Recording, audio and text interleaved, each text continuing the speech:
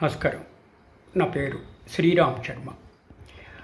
ఒక young lady జంటు ఇద్దరు అమెరికాలో కాలిఫోర్నియాలో ఉంటున్నారు.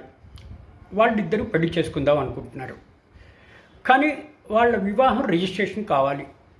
వాళ్ళ ఉద్దేశము ఢిల్లీలోని రిజిస్ట్రార్ ఆఫ్ మ్యారేజెస్కి వచ్చి రిజిస్ట్రేషన్ చేసుకోవాలి అని అనుకున్నారు. కానీ వాళ్ళకి సెలవు దొరకలేదు. అంత దూరం నుంచి భారతదేశానికి రావాలి అంటే కష్టం కాబట్టి వాళ్ళిద్దరి వివాహం ఆన్లైన్లో చేయాలి అని అప్లికేషన్ పెట్టుకుంటే అది తిరస్కరిస్తే ఢిల్లీ హైకోర్టులో రిట్ పిటిషన్ ఫైల్ చేశారు.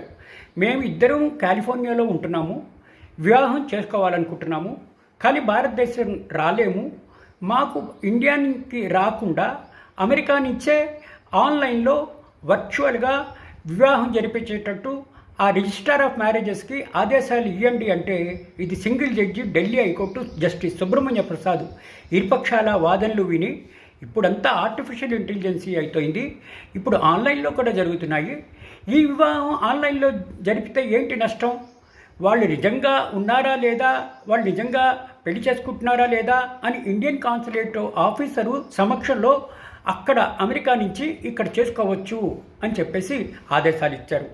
ఈ తీర్పు ద్వారా మనకి తెలిసేది ఏంటి, ఎవరైనా విదేశాల్లో ఉంటూ భారతదేశంలో వివాహం చేసుకోవాలి అనుకుంటే ఆన్లైన్లో చేసుకోవచ్చు అని ఈ తీర్పు మనకి చెప్తుంది. Thank you.